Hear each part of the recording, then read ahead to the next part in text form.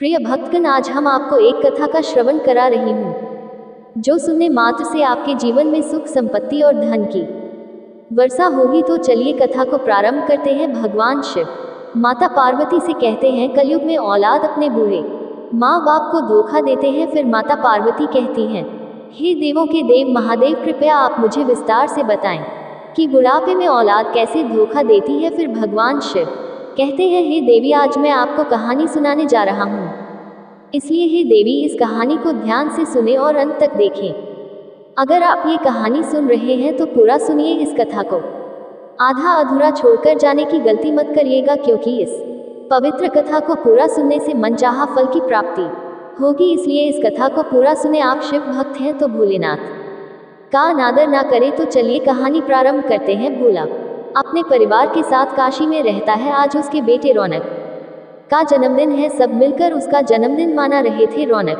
Cake काटकर अपने माता पिता को खिलाता है। भोला अपने बेटे से पूछता है, बेटा आज तुम्हें क्या तोहफा चाहिए? रौनक जवाब देता है, पापा मुझे और पढ़ने के लिए अमेरिका जाना है, क्या आप मुझे अमेरिका भेज सकते हैं? भोला कहता है, बेटा मेरी इतनी हैसियत नहीं है कि मैं तुम्हें अमेरिका भेज सकूं। रौनक नाराज होकर कहता है, तो क्या आप मुझे जन्मदिन का तोहफा नहीं देंगे? माँ उसे समझाते हुए कहती है, बेटा पढ़ने जाने की बात कर रहा है, कुछ कीजिए ना, पढ़ लिख कर बड़ा आदमी बनेगा तो हमारे बुढ़ापे की लाठी बनेगा। भोला कहता है, ये तो ठीक है, लेकिन इतने सारे पैसे कहाँ से लाऊं? रौनक कहता है, पापा एक रास्ता है, अगर आप अपनी दुकान बेच दे तो मैं आराम से अमेरिका जा सकता हूँ। भोला कहता है, अगर मैं अपनी दुकान बेच दूं तो कमाओ कैसे और फिर हम खाएंगे क्या? रौनक समझाता है, आपको कमाने की जरूरत नहीं है, मैं अमेरिका में पढ़ाई के साथ नौकरी भी कर लूंगा और हर महीने ढेर सारे डॉलर आपको भेजता रहूंगा, फिर आप दोनों आराम से जीना। देविका कहती है, रौनक ठीक कह रहा है, अब आप जल्दी से दुकान बेचकर रौनक को अमेरिका भेजने की तैयारी कीजिए, बेटे का भविष्य संवारने के लिए। भोला ने देविका की बात मानकर अपनी दुकान बेच दी और बेटे को पढ़ाई के लिए अमेरिका भेज दिया। उधर रौनक अमेरिका में पढ़ाई कर रहा था और इधर भोला ने अपनी कमाई का जरिया खो दिया। कुछ महीनों तक रौनक अपने माता पिता को पैसे भेजता रहा, लेकिन अचानक उसने पैसे भेजना बंद कर दिया। सुनते हो जी, रौनक पैसा नहीं भेज रहा है, कहीं ऐसा तो नहीं कि वह किसी मुसीबत में फंस गया हो? पता नहीं, मगर हम जरूर मुसीबत में हैं। घर में खाने को एक दाना भी नहीं है और जेब में फूटी कौड़ी तक नहीं है। आप चिंता मत करो, मेरा मंगलसूत्र बेचकर खाने का कुछ सामान ले आइए, कुछ दिन तो यूं ही कट जाएंगे, तब तक तो रौनक का फोन आ ही जाएगा। बूढ़े माता पिता रौनक के फोन का इंतजार कर रहे थे, मगर कई महीनों तक रौनक का फोन नहीं आता। अचानक देश में कोरोना फैल जाता है, फिर देविका को भी कोरोना हो जाता है। दवाई के पैसे ना होने के कारण देविका मर जाती है और भोला अकेला रह जाता है। अब उसकी एक ही उम्मीद बची है कि रौनक पैसे भेजेगा और उसके बुढ़ापे का सहारा बनेगा, लेकिन अफसोस पैसा भेजना तो दूर की बात है, रौनक तो भोला को फोन भी नहीं करता। अब भोला की हालत बहुत खराब हो चुकी है। पड़ोसी उसे भिखारी समझकर खाना देते हैं और भोला बड़ी मुश्किल से जी रहा था। भोला, तेरे बेटे का फोन आया नहीं? उसकी माँ के मरने पर भी रौनक का फोन नहीं आया, लगता है वह हमें पूरी तरह से भूल गया है, पर एक दिन उसका फोन जरूर आएगा। अचानक एक दिन रौनक का फोन आता है। बूढ़ा भोला खुशी खुशी फोन उठाता है। हेलो पापा, मैं रौनक बोल रहा हूँ। पापा, मैंने यहाँ एक गोरी मेम से शादी कर ली है और यही खुशखबरी देने के लिए मैंने आपको फोन किया है। पापा जल्दी से मम्मी को फोन दीजिए। पापा, आप बोलते क्यों नहीं? पापा, आप दोनों ठीक तो हो? बेटे, मैं तो जैसे तैसे जी रहा हूँ, मगर तुम्हारी माँ? पापा क्या हुआ? मेरी माँ को? वह मर गई बेचारी, मेरी माँ मर गई। हाँ बेटे, पर जो हुआ वह अच्छा ही हुआ, वह अगर जिंदा होती तो भूख से मर जाती। तुझे अमेरिका भेजने के लिए मैंने अपनी दुकान बेच दी, फिर तो हमको खाने के भी लाले पड़ गए। पापा, मैं इंडिया आ रहा हूँ, अब मैं आपको वहाँ अकेले नहीं रहने दूंगा, अगले हफ्ते मैं आपको लेने आ रहा हूँ। बेटे का फोन आने पर भोला खुशी से पागल हो रहा था। रौनक उसे अमेरिका ले जाने के लिए आ रहा है, ये बात वह सबको बता रहा था। मुरारी, मैंने कहा था ना कि मेरे बेटे का फोन आएगा, अब तो मेरा बेटा मुझे लेने आ रहा है। सब कहते हैं कि तू अमेरिका जाएगा, है ना? हाँ, मैं अमेरिका जाऊंगा और तुम सबके लिए बड़े बड़े तोहफे भेजूंगा। अरे भोला, तू तो पागल हो गया है? हाँ, पागल हो जाऊंगा, अब मैं अपने बेटे के साथ अमेरिका में रहूंगा, कभी भी भूखा नहीं सोऊंगा। मेरा बेटा मेरा खूब ख्याल रखेगा और कुछ कुछ ही दिनों में रौनक इंडिया आ रहा है। बेटे से मिलकर भोला काफी खुश हो गया। पापा, आपके दुख भरे दिन अब खत्म हो गए हैं, अब मैं जो आ गया हूँ। हाँ बेटा पापा, थोड़े ही दिनों में हम हमेशा के लिए अमेरिका चले जाएंगे और जीवन भर आपकी सेवा करता रहूंगा। जीते रहो बेटा। पापा एक बात कहूँ? हाँ बेटा बोलो पापा। अब हम इंडिया में वापस कभी नहीं आएंगे, इसलिए अब आप ये घर बेच दीजिए। क्या ये घर बेच? हाँ पापा, क्योंकि जब हमें इंडिया वापस आना ही नहीं है तो यहाँ घर रखने से क्या फायदा। ये घर बेचकर जो पैसा आएगा उससे हम अमेरिका में घर खरीद लेंगे। ठीक है बेटा, जैसा तुम कहो। आपको मुझ पर भरोसा तो है ना? पापा बेटा, मेरे मरने के बाद सब कुछ तुम्हारा ही तो है। मुझे तुम पर बहुत विश्वास है। कुछ ही दिनों में भोला का घर बिक जाता है और घर के सारे पैसे भोला अपने बेटे को दे देता है। पैसे मिलते ही भोला का बेटा सारे पैसे अमेरिका ट्रांसफर कर देता है। पापा, आज रात की फ्लाइट से हम अमेरिका जा रहे हैं। अमेरिका जाने की खुशी में बूढ़ा भोला हद से ज्यादा खुश था। दोनों बाप बेटे एयरपोर्ट पर जाते हैं। रौनक ने अपने पापा को एयरपोर्ट के बाहर रुकने को कहा। पापा, आप थोड़ी देर बाहर रहिए, मैं सारी फॉर्मेलिटीज पूरी करके आपको लेने आता हूँ। फॉर्मेलिटी पूरी करने के बहाने रौनक एयरपोर्ट के अंदर चला गया, लेकिन काफी देर तक बाहर नहीं आया। भोला चिंतित हो गए। हे महादेव, काफी देर हो गई है, रौनक अब तक क्यों नहीं आया? एयरपोर्ट के बाहर इंतजार करते हुए भोला को 10 घंटे हो गए मगर रौनक नहीं आया। तभी काशी नगरी के मुखिया एयरपोर्ट से बाहर आते हैं और भोला को देखकर उसके पास जाते हैं। अरे भोला, तू अभी तक यहाँ बैठा है? तेरे बेटे की फ्लाइट तो 4 घंटे पहले ही चली गई। मुखिया की बात सुनकर भोला के पैरों तले जमीन खिसक जाती है। उसे बड़ा सदमा लगता है, अपनी ही औलाद ने धोखा दिया। इस दुख को भोला सह नहीं पाता और वहीं पर परमात्मा को प्यारा हो जाता है। उसी काशी में रामनाथ अपने खेतों में काम कर रहा था। सूरज सिर पर चढ़ाया था। प्यास से जब रामनाथ का गला सूखने लगा तो उसने पास रखे मटके से एक गिलास पानी निकाल कर पी लिया। फिर उसने अपना खाने का थैला खोलकर खाना शुरू किया। उसी समय वहां से एक वीर विश्वनाथ गुजर रहा था। उसने रामनाथ को देखा और कहा, बहुत प्यास लगी है भाई, हो सके तो एक लोटा पानी पिला दो। तुम कौन हो भाई? इस काशी नगरी के तो नहीं लगते। सही पहचाना, मैं पास की काशी नगरी से आया हूँ। ना तो मेरे पास कोई काम है, ना रहने खाने का ठिकाना। अगर थोड़ा पानी पिला दोगे तो बड़ी मेहरबानी होगी। विश्वनाथ की बात सुनकर रामनाथ ने उसे एक लोटा पानी दे दिया। भाई, अभी बहुत तेज है, चाहो तो पेड़ के नीचे आराम कर लो। सूरज थोड़ा धीमा हो जाए तब निकल जाना। बहुत भले आदमी लगते हो। आप जैसे अजनबी के लिए इतनी हमदर्दी जताने के लिए दिल से धन्यवाद। मैं काम की तलाश में हूँ, अगर काम नहीं मिला तो आज भूखा ही सोना पड़ेगा। रामनाथ कुछ देर सोचकर कहता है, देखो मुझे अपने खेतों की देखभाल के लिए एक आदमी की जरूरत है। अगर तुम चाहो तो मेरे साथ काम कर सकते हो, लेकिन मैं तुम तनख्वाह नहीं दे पाऊंगा। मुझे बस इज्जत की 2 रोटी और रहने को सर पर छत मिल जाए, इतना ही काफी है। विश्वनाथ की सादगी से भरी बातें सुनकर रामनाथ उसकी बातों में आ जाता है और उसे अपने खेतों में काम पर रख लेता है। अब दोनों मिलकर दिन भर खेतों में मेहनत करते हैं, जिसके बदले में शाम को रामनाथ विश्वनाथ को कुछ रुपए दिहाड़ी के रूप में दे देता है। कुछ दिन बाद रामनाथ कहता है, आओ नाथ, तुम भी मेरे साथ खाना खा लो। मैं देख रहा हूँ कि तुम दोपहर के समय बस लोटा भर पानी पीकर काम चला लेते हो। इस तरह तो तुम्हारा शरीर कमजोर पड़ जाएगा। नहीं मालिक, मैं आपके साथ भोजन कैसे कर सकता हूँ? मैं ठीक हूँ। देखो, मुझे मालिक नहीं अपना मित्र समझो। मैंने तुम्हें मित्र मानकर काम दिया है, नौकर नहीं समझा। आज से हम दोनों मित्र हैं। अब आओ मेरे साथ भोजन करो। तुम्हारा दिल वास्तव में बहुत बड़ा है। तुमने दिल और सच्चे इंसान हो। ईश्वर तुम्हारे काम में बरकत दे। विश्वनाथ ने दिल से आशीर्वाद देने के बाद रामनाथ के साथ भोजन करना शुरू किया। समय बीतता गया और उनके बीच की मित्रता और गहरी होती गई। आज मैं बहुत खुश हूँ मित्र, आज हमारी मेहनत का फल मिला है। हमारी सारी फसल बिक गई है और हमें अच्छा मुनाफा हुआ है। तुम्हारे सहयोग के बिना मैं इतना मुनाफा नहीं कमा सकता था। मैंने ये सब इसलिए कर पाया क्योंकि तुम मेरे साथ थे। देखो मित्र, तुम्हारा मुनाफा कमाना मेरे लिए खुशी की बात है। एक सुझाव दूं? बिल्कुल, तुम मेरे मित्र हो, फिर ऐसी बात मन में क्यों रखोगे? मेरी माँ कहती थी कि पैसा माया होती है जो कभी ठहरती नहीं, इसलिए अगर समय रहते इन पैसों का सही उपयोग नहीं किया तो ये किसी ना किसी कारण तुमसे दूर हो जाएंगे।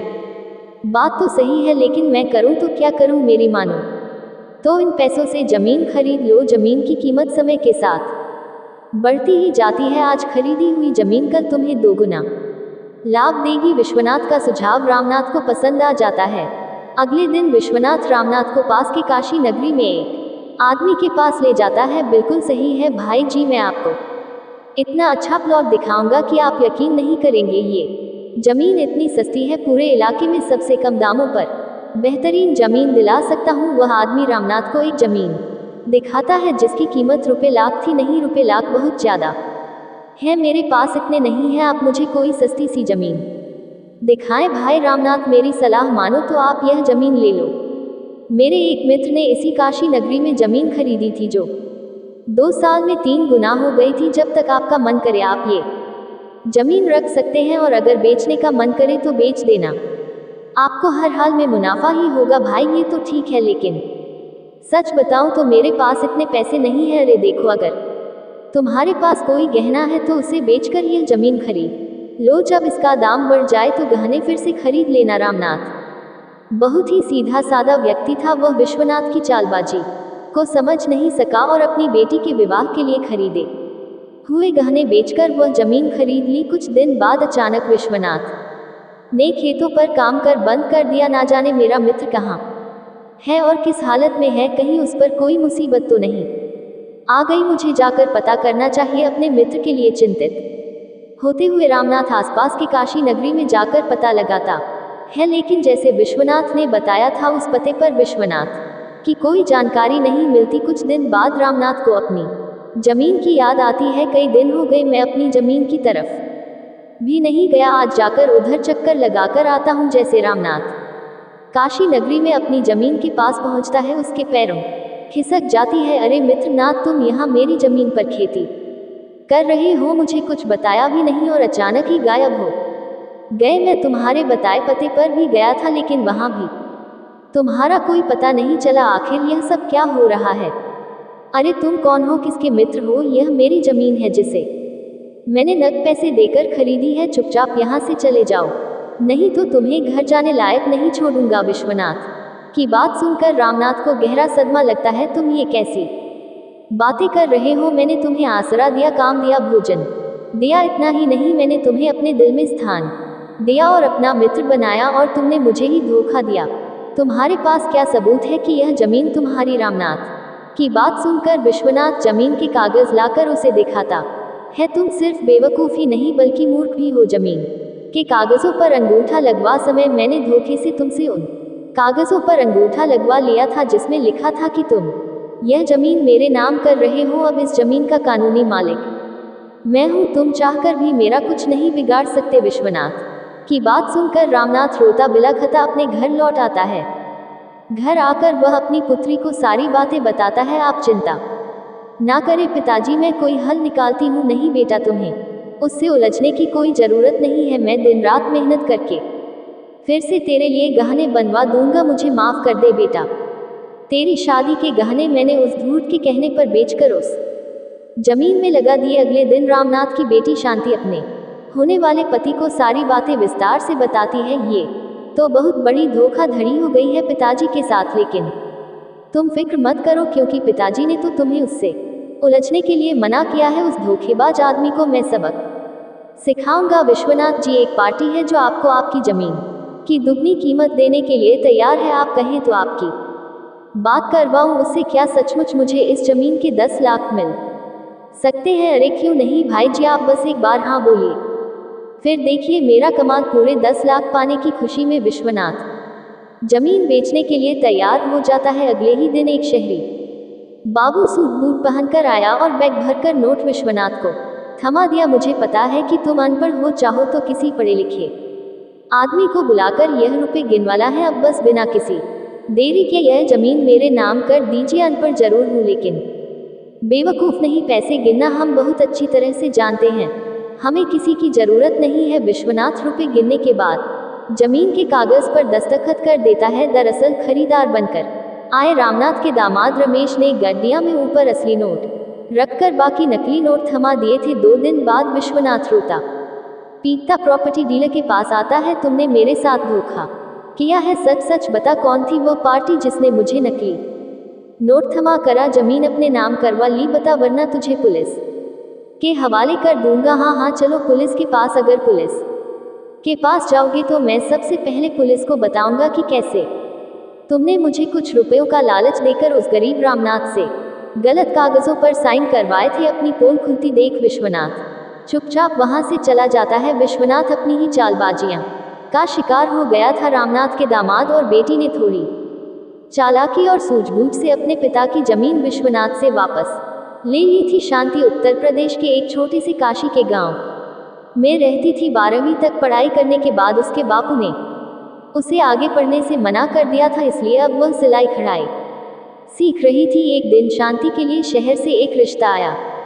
लड़की तो बहुत सुंदर है, आपके घर गृहस्थी का काम भी करती होगी। भाई साहब ने पूछा। जी हाँ, मैंने अपनी बेटी को घर गृहस्थी के कामों में पूरी तरह निपुण रखा है। हमने कोई अवसर तो बनाना नहीं है, बस चाहते हैं कि वह ससुराल में अच्छी तरह रहे। बापू ने जवाब दिया, वो सब तो ठीक है, लेकिन मेरी नौकरी शहर में है। अब शहर के हिसाब से मुझे कम से कम 8वीं तक पढ़ी लिखी लड़की चाहिए, अनपढ़ लड़की मुझे नहीं जमेगी। अरे बेटा ऐसी बात मत कहो, बापू ने समझाने की कोशिश की। हमारी शांति ने तो पूरे 12वीं तक पढ़ाई की है, हर बार क्लास में टॉप करती थी, वह बहुत होशियार है। वाह, ये तो बहुत अच्छी बात है अम्मा, मुझे वह लड़की पसंद है।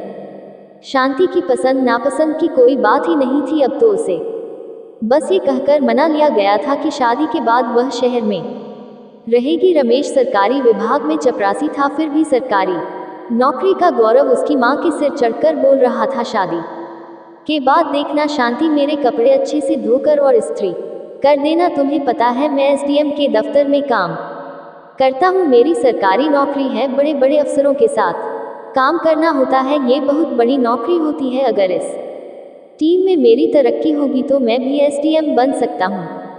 हटपगली, ऐसे कोई एसडीएम नहीं बनता, एसडीएम बहुत बड़ा पद होता है, उस कुर्सी पर बैठने के लिए बहुत मेहनत करनी पड़ती है। मैं तो बस एक चपरासी हूँ, मैंने 10वीं पास की है, इस जन्म में तो मैं बस चपरासी ही बनकर रह जाऊंगा। अरे तू गांव की अनपढ़, तुझे क्या पता, समझ ले एसडीएम इतनी बड़ी नौकरी है कि बड़े बड़े अफसर उसके आगे पीछे जीजी करते रहते हैं। मुझे पढ़ने का बहुत शौक था, हर साल मेरे गांव में सबसे ज़्यादा नंबर आते थे, लेकिन बापू ने पढ़ाई छुड़वा दी। अगर मैं पढ़ाई कर लूँ तो क्या मैं भी एसडीएम बन सकती हूँ? चल चल अब ज़्यादा सपने मत देख, तेरे बापू सही कहते थे, अब ये घर ही तेरा सब कुछ है। ससुराल वालों की सेवा किसी नौकरी से कम नहीं है, खूब सेवा कर अपने घर वालों की। सास की बात सुनकर शांति मुंह लटकाकर अपने काम में लग जाती है। शांति, कभी कभी मुझे बहुत कचोट है कि मैंने पढ़ाई लिखाई में मन क्यों नहीं लगाया। बचपन में मेरा मन ही नहीं लगता था, पढ़ाई में ध्यान न देने के कारण मुझे केवल चपरासी की नौकरी मिली। आज जब बड़े बड़े अफसरों को देखता हूँ तो बहुत अफसोस होता है, आप पढ़ाई नहीं कर पाए, लेकिन मुझे शौक था, फिर भी बापू ने मुझे पढ़ने नहीं दिया। पता है एक ही दिन में पूरी किताब खत्म कर देती थी। मैं कहती हूँ मुझे पढ़ने दो, मैं वादा करती हूँ कि घर का सारा काम, अम्मा की सेवा, खाना पना, बर्तन कपड़े सब करूँगी। मैंने यह क्या मान लिया, तूने अम्मा को बताया तो बवाल मचा देगी। उसे तो पढ़ी लिखी लड़कियों से वैसे ही सख्त चिढ़ है, वह घर की बहू को बाहर जाने की अनुमति नहीं देगी। अम्मा आप बस अम्मा को मना लो, मैं इससे ज़्यादा और कुछ नहीं मांगूंगी। अगर मैं पढ़ूंगी तो समझ ले कि आपके सारे सपने पूरे हो रहे हैं। मैं आपसे अलग थोड़े ही हूँ, क्या पता मैं कल अफसर बन जाऊं। शांति की ललक देखकर रमेश उसे मना नहीं कर पाता है और अम्मा से पूछे बिना उसका बीए का फॉर्म भरवा देता है। शांति भी अपने वचन की पक्की थी, वह दिन भर काम करती और पति का हाथ बटा के लिए सिलाई करके 4 पैसे भी कमाती, और रात होते ही दिए की रोशनी में शांति छिप छिप कर पढ़ाई करती। इस तरह साल भर बीतने को आया। अब शांति की परीक्षा का समय आ गया था। अब तुमने जिद करके एडमिशन तो करा लिया, अब अगले सप्ताह से पेपर है, कुछ पढ़ाई लिखाई भी की है। मैंने तो तुम्हें कभी पढ़ते हुए नहीं देखा। मेरी तैयारी पूरी हो गई है, जब परिणाम आएगा तब आप खुद देख लेना। परीक्षा के कुछ दिन बाद प्रथम वर्ष का परिणाम आया और पता चला कि शांति ने लड़कियों में टॉप किया है। अरे शांति, यह सब कैसे किया तुमने? मैंने तो तुम्हें कभी पढ़ते हुए नहीं देखा, हमेशा घर के कामों में उलझा पाया। घर के काम तो करने ही थे, इसलिए आप सबके सोने के बाद मैं रात में पढ़ाई करती थी। मुझे माफ कर देना शांति, मैंने तो सोचा था कि तुम पहले ही साल फेल हो जाओगी और हार मान लोगी। मुझे लगता था कि तुम सब कुछ एक साथ नहीं संभाल पाओगी, लेकिन तुमने मेरी आंखें खोल दी। तुम सच में बहुत मेहनती हो। अब मुझे किसी का डर नहीं, तुम जितना चाहे पढ़ो। एक साहब, यह एसडीएम बनने के लिए दाखिला कराने में तो लाखों खर्च आता होगा ना? अरे बिल्कुल नहीं, ये तो इंसान की काबिलियत पर निर्भर है। जो जितना काबिल है उतनी आसानी से सफल हो सकता है। ग्रेजुएशन के बाद पीसीएस की परीक्षा होती है, जो उसमें पास कर लेता है वह इस कुर्सी पर बैठ सकता है। मात्र कुछ घंटों की पढ़ाई से वह टॉप कर सकती है। तो अगर मैं उसे पढ़ने का मौका दूं, शायद वह पीसीएस पास कर ले। घर पहुंचकर रमेश शांति और अपनी माँ से एसडीएम साहब से हुई बात बताता है। यह 12वीं पास, अब कलेक्टर बनेगी। ज्यादा ऊंचे ऊंचे ख्वाब मत देखो, तुम दोनों घर के काम में ध्यान लगाओ बस। अम्मा, मेरी पत्नी आगे बढ़ेगी, जो काबिल है उसे आगे बढ़ने का अवसर मिलना ही चाहिए। और हाँ, वह ग्रेजुएट हो चुकी है, कोई 12वीं पास गवार नहीं है। अच्छा, तो अब ये कलेक्टर बनेगी और तुम क्या घर में रोटियां बनाओगे? इसे अपने सिर पर मत चढ़ा, यही वजह है कि मुझे इन पढ़ी लिखी लड़कियों से चिढ़ है। इसका बाप कह रहा था कि मेरी बेटी घर गृहस्थी में पक्की है और ससुराल आते ही इसके पंख लग गए। अब इसे नौकरी करनी है। औरत का काम बस चूल्हा चौका करना नहीं होता है। अगर यह काबिल है तो बाहर जाकर काम करेगी। और रही घर संभालने की बात, ठीक है, घर मैं संभालूं। कल को अगर यह कुछ बन जाएगी तो हमारे परिवार का ही भला होगा। शिक्षा एक नहीं बल्कि आने वाली 5 पीढ़ियां धरती है। दुनिया छंद पर पहुंच गई है और तुम बस रोटियों की चिंता में लगी हो। बेटे की यह बात सुनकर अम्मा को अच्छा नहीं लगा, लेकिन वह मुंह बिचका हुई चली गई। अम्मा को नाराज करके मुझे कुछ भी करने का कोई मतलब नहीं है। मुझे भी अच्छा नहीं लग रहा शांति। एक चपरासी अपने बच्चे के लिए क्या कर सकता है? अगर तुम पढ़ लोगी और अच्छी नौकरी पा जाओगी तो हमारे ही बच्चे का भविष्य सुधर जाएगा। तुम अम्मा को अभी जानते नहीं हो, वह बस कठोर बनने का दिखावा करती है। जिस दिन तुम अफसर बनोगी सारा शहर घी के लड्डू बांटे। अम्मा की चिंता छोड़ो, तुम बस तैयारी शुरू करो। और हाँ, ये सिलाई कढ़ाई बंद करो, अपनी पढ़ाई में मन लगाओ। पति की बात सुनकर शांति को जैसे उड़ने के लिए पंख मिल गए। उसने कभी ख्वाब में भी नहीं सोचा था कि वह कभी नौकरी भी कर सकती है, आगे बढ़ सकती है। शांति ने दिन रात मेहनत करके पढ़ाई की। गरीब रमेश ने भी अशिक्षित होते हुए शिक्षा का महत्व समझकर शांति की हर संभव मदद की। कुछ दिन बाद, शांति, तुम्हारी परीक्षा में 4 महीने बाकी हैं। मैंने नौकरी से 4 महीने की छुट्टी ली है ताकि घर के काम संभाल सकूं और तुम्हें पढ़ने के लिए अधिक समय मिल सके। पति की बात सुनकर शांति की आंखों में आंसू आ जाते हैं। शांति ने पूरे 4 महीने तक रोज 18 घंटे पढ़ाई की और पूरी मेहनत से परीक्षा दी।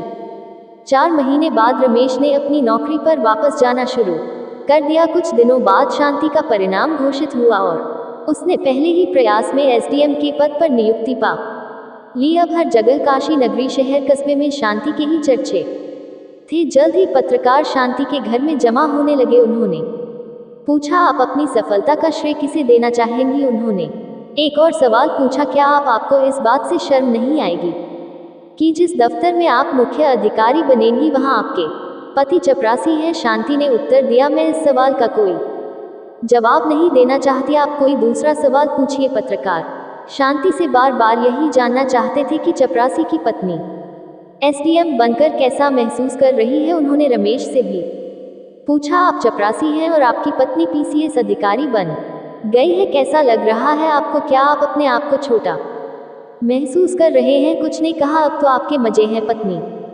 कमाएगी और खाएंगे। ऐसे सवालों और टिप्पणियों से रमेश का मजाक उड़ाया जाने लगा और वह खुद को अलग थलग महसूस करने लगा। कुछ दिनों बाद शांति ने ऑफिस ज्वाइन कर लिया।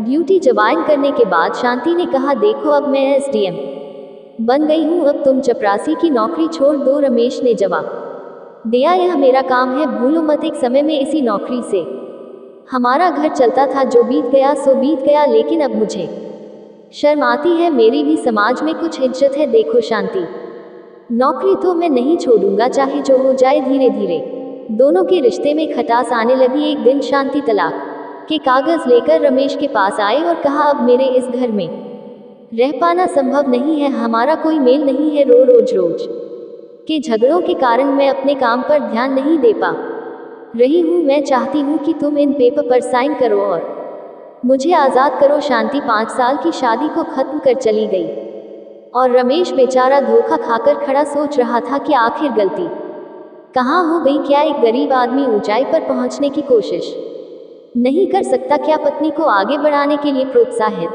करना गलत था और पत्नी के कहने पर नौकरी ना छोड़ना क्या उसकी गलती थी? वजह चाहे जो भी रही हो, लेकिन आपसी प्यार और समझदारी से शुरू हुआ ये रिश्ता अंत में अभिमान के कारण खत्म हो गया। उसी काशी में पंडित भोला भगवान शिव के परम भक्त थे और कई वर्षों से शिव मंदिर में सेवा कर रहे थे। भोला का स्वभाव ऐसा था कि वे सर्दियों में भगवान शिव को कंबल उठाते और गर्मियों में उनके लिए पंखा चलाते थे। भयंकर गर्मी के दौरान भी पंडित जी नियम के अनुसार रात में भगवान शिव के लिए पंखा चलाकर ही घर जाते थे। पंडित जी, मैंने अक्सर देखा है कि आप सर्दियों में भगवान को कंबल उठाते हैं और गर्मियों में उनके लिए पंखा चलाते हैं। क्या भगवान को भी मौसम का असर होता है? उन्हें भी गर्मी लगती है? हाँ बेटा, जरूर गर्मी लगती होगी, हमें दिखाई नहीं देता, लेकिन मेरे मन के भाव कहते हैं कि पंखा चलाओ तो प्रभु ठंडी हवा में सो जाएंगे। सब कुछ मन के भावों पर निर्भर करता है। आपने सही कहा पंडित जी, जय शिव शंकर। पंडित जी भगवान शिव को ठंडी ठंडी लस्सी और छाछ का भोग लगाते थे ताकि उन्हें गर्मी ना लगे। एक दिन मंदिर का पंखा खराब हो गया। पंडित जी परेशान हो गए। अरे मदन, क्या हुआ? बिजली वाला आया या नहीं? शाम होने को आए हैं, मैंने बताया था कि मंदिर का पंखा नहीं चल रहा, बिजली वाले को बुला लो, वह ठीक कर देगा। पंडित जी, आज बिजली की दुकान बंद है, अब तो कल ही खुलेगी और तभी ठीक करवा पाएंगे। अच्छा, कल ठीक होगी, पर रात को? आज रात को कौन यहाँ मंदिर में रुकना है, तुम या कोई और? अगर खराब भी है तो कोई बात नहीं, अगर सोने की कोई ज़रूरत होती तो परेशानी होती, पर रात में मंदिर में कोई रुकता नहीं है। आज नहीं तो कल से ही सही, मंदिर में रात को कोई नहीं रहता, जिसे गर्मी लगेगी। यह कहकर सेवक अपने दूसरे कामों में लग गया। पंडित जी उस दिन थोड़े परेशान थे, क्योंकि उन्हें लगातार यह चिंता सता रही थी कि भगवान शिव को गर्मी न लग जाए। कहते हैं, जब भक्त सच्चे मन से कोई काम करता है तो भगवान भी उसके विश्वास को बनाए रखते हैं। आधी रात के समय शिवजी को गर्मी महसूस होने लगी और वे पसीने से तरबतर हो गए। अचानक शिवजी साक्षात रूप में प्रकट हो गए। प्रभु, इतनी रात में कहाँ जा रहे हैं? कोई देख लेगा तो दुविधा हो जाएगी। नंदी ने पूछा, नंदी, मुझे बहुत गर्मी लग रही है, देखो तो पसीना बह रहा है। आज मंदिर में पंखा नहीं चल रहा। तुमने सुबह सुना नहीं कि बिजली वाला कल आएगा? पर महादेव, आप तो अपने चमत्कार से पंखा ठीक कर सकते हैं। नंदी ने कहा, नंदी तुम बहुत भोले हो, अगर मैंने अपने चमत्कार से पंखा ठीक कर दिया तो भक्त की भक्ति का इम्तिहान कैसे होगा? इसलिए मैं पंखा ठीक नहीं कर सकता। मैं थोड़ी देर के लिए मंदिर के बाहर हवा खाने जा रहा हूँ ताकि गर्मी ना लगे और पसीना सूख जाए। ठीक है महादेव, मैं भी आपके साथ चलता हूँ, आप अकेले मत जाए। नंदी ने प्रस्ताव रखा। ठीक है, हम रूप बदल लेते हैं। शिवजी बोले। शिवजी साधु बन गए और नंदी उनके चेले दोनों मंदिर के बाहर हवा में टहलने लगे। चलते चलते शिवजी और नंदी मंदिर से काफी दूर निकल गए। रात में भी गर्मी बहुत थी, इस वजह से शिवजी को बहुत पसीना आ रहा था। नंदी, तुम यहीं रुको, मैं भोला को नींद से जगाकर सतर्क कर देता हूँ कि गर्मी बहुत है, कल हर हाल में पंखा ठीक करवा लेना। ये कहते हुए प्रभु शिवजी भोला के सपने में प्रकट होते हैं। भोला, कल याद से पंखा ठीक करवा लेना। नहीं, आज मैं पूरी रात गर्मी में सो नहीं पाया, मुझे बहुत पसीना आ रहा था, इसलिए मैं तुम्हें फिर से याद दिलाने आया हूँ, पंखा ठीक करवा लेना। गर्मी बहुत है आज, तो जैसे तैसे मैंने रात काट ली, पर कल की रात में बिना पंखे के नहीं सो पाऊंगा। इतना कहकर शिवजी ध्यान हो गए और वापस नंदी के साथ मंदिर में विराजमान हो गए। उधर भोला शिवजी की बात सुनकर मन ही मन सोचता रहा, मुझे ऐसा सपना क्यों आएगा? अवश्य ही प्रभु मुझे कोई संदेश देना चाहते हैं। वह जल्दी से नहा धोकर तैयार हो गया और मंदिर पहुंच गया। फिर मदन को कहकर बिजली वाले को बुलाने की योजना बनाई। जल्दी जल्दी मंदिर पहुंचने पर भोला ने देखा कि शिवजी की मूर्ति से पसीना बह रहा है, पूरी मूर्ति भीगी हुई थी। भोला की आंखों में आंसू आ गए, उसका सपना सच्चा था वास्तव में पिछली रात गर्मी के कारण भगवान शिव सोए ही नहीं थे। शिव जी का पसीना निकल रहा था, उन्हें गर्मी लग रही थी। आसपास के सभी भक्त जब शिव जी की मूर्ति से पसीना बहता देखते हैं तो वे भी चमत्कार को देखकर तंग रह जाते हैं। भोला जब भक्तों को शिव जी के सपने की बात बताता है और पंखा खराब होने का जिक्र करता है तो सभी भक्त हैरान रह जाते हैं। भोला उसी समय बिजली वाले को बुलाकर मंदिर का पंखा ठीक करवाता है। मुझे क्षमा करे प्रभु, मेरे कारण आपको पूरी रात गर्मी में सोना पड़, आगे से ऐसी गलती कभी नहीं होगी प्रभु। भोला जी ने आपका विश्वास जीत लिया। मैं उस दिन आपसे पूछ रहा था कि क्या सचमुच भगवान पर मौसम का असर होता है। आज इसका प्रमाण हमारे सामने है। भगवान भक्त के भाव के साथ चलते हैं, जैसा आपका भाव होगा वैसे ही भगवान रहेंगे। भगवान अपने भक्त की भक्ति में रम जाते हैं। आप बहुत भाग्यशाली हैं पंडित जी, जो आपको भगवान शिव के दर्शन हुए। जय शिव शंकर। थोड़ी देर बाद जब पंखा चला तो शिव जी का पसीना सूख गया और भोला खुशी के आंसू रो पड़े। उस दिन के बाद भोला ने पूरी गर्मियों में कभी भी भगवान के मंदिर का पंखा बंद नहीं किया, इसलिए भगवान शिव को कभी पसीना नहीं आया। उसी काशी गांव में एक बहुत ही पुराना पेड़ था जिस पर एक कौवा और एक कोयल दोनों रहते थे। एक बार दूसरे गांव से आए दो युवक उस पेड़ के नीचे आकर बैठ गए। कोयल अपनी मधुर आवाज में गाने लगी। वाह, कितनी मधुर आवाज है इस कोयल की, इसके गाने ने मानो हमारी सारी थकान पल भर में ही गायब कर दी। कितना आनंद आ रहा है इसका गीत सुनकर, ऐसा लग रहा है कि यह सारा दिन ऐसे ही गाते रहे और हम इसके मधुर गीतों में खोए रहे। कुछ देर गाने के बाद कोयल चुप हो गई। तभी कौवा कांव कांव करना शुरू कर देता है। इसने तो सारा मजा ही किरकिरा कर दिया। कोयल की कर्कश आवाज सुनकर उन दोनों राहगीरों ने पेड़ पर पत्थर मारना शुरू कर दिया। कौवा डर कर वहां से भाग गया। कुछ देर बाद जब वे दोनों वहां से चले गए तब कौवा आकर उस पेड़ पर वापस बैठ गया। कौवा रोते हुए कोयल से कहने लगा, भगवान ने मेरे साथ बड़ा ही अन्याय किया है। कोयल ने पूछा, ऐसा क्यों कहते हो, तुम्हारे साथ कौन सा न्याय हुआ है। कौवा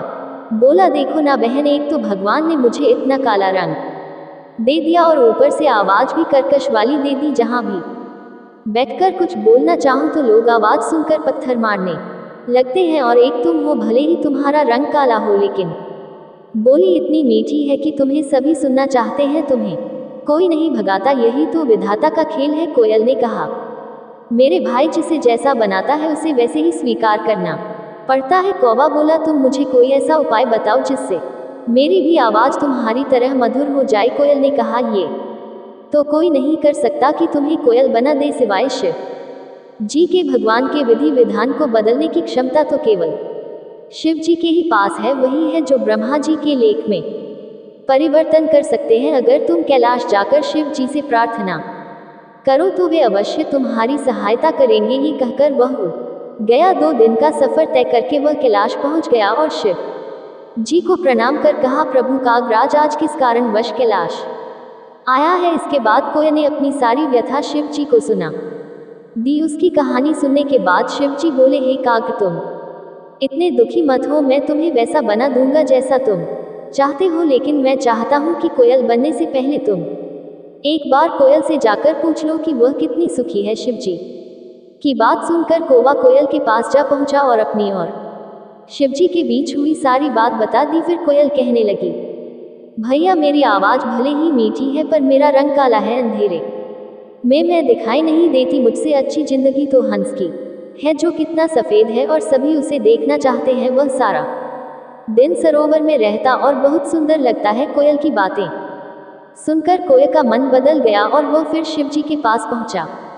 प्रभु अब मुझे कोयल नहीं बनना। वह अपनी जिंदगी से खुश नहीं है, किंतु हंस जरूर अपनी जिंदगी से खुश होगा। शिव जी बोले, ठीक है, मैं तुम्हें हंस बना दूंगा, पर एक बार जाकर हंस से पूछ लो कि वह अपनी जिंदगी से दुखी तो नहीं है। कौवा एक बार फिर उड़कर हंस के पास पहुंचा। भाई मैं तुमसे कुछ पूछना चाहता हूँ। पूछो भाई, क्या पूछना चाहते हो तुम?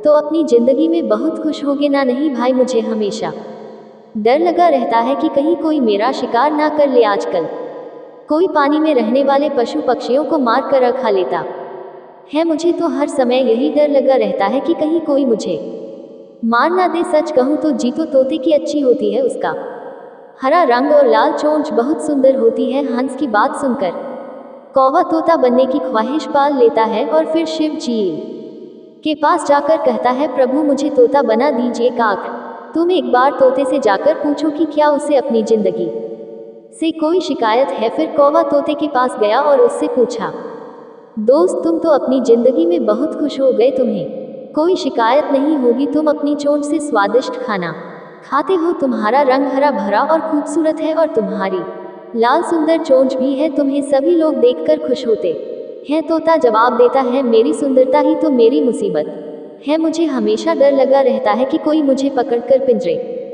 में बंद कर देगा और मेरी आज़ादी छीन लेगा। असली सुंदरता तो मोर के पास है, उसके सुंदर सुंदर पंख और नृत्य उसे और भी आकर्षक बनाते हैं। तोते की बात सुनकर कौवा शिव जी के पास गया और बोला, प्रभु मुझे ना तो हंस बनना है और ना तो होता, कृपा करके मुझे मोर बना दीजिए, मोर तो अपनी जिंदगी से बहुत खुश होगा। शिवजी ने कहा, काग तुम एक बार मोर से भी पूछ लो कि कहीं उसे अपनी जिंदगी से कोई शिकायत तो नहीं है। कौवा मोर को ढूंढने गया लेकिन वह उसे कहीं दिखाई नहीं दिया। फिर वह उसे चिड़ियाघर में मिला। कौवा बोला, भाई तुम कितने सुंदर हो, जब तुम नाचते हो तो तुम्हारी खूबसूरती में चार चांद लग जाते हैं, लोग तुम्हारे साथ फोटो खिंचवाने में बहुत खुश रहते हैं और मुझे कोई पसंद नहीं करता, अगर मैं किसी की छत पर बैठ जाऊं तो लोग मुझे भगा देते हैं। मोर ने कहा, अरे इस सुंदरता के कारण ही तो मैं पिंजरे में कैद हूं, अगर मैं बाहर होता तो हर समय डर लगा रहता कि कोई मेरे पंख नोच लेगा या मेरा शिकार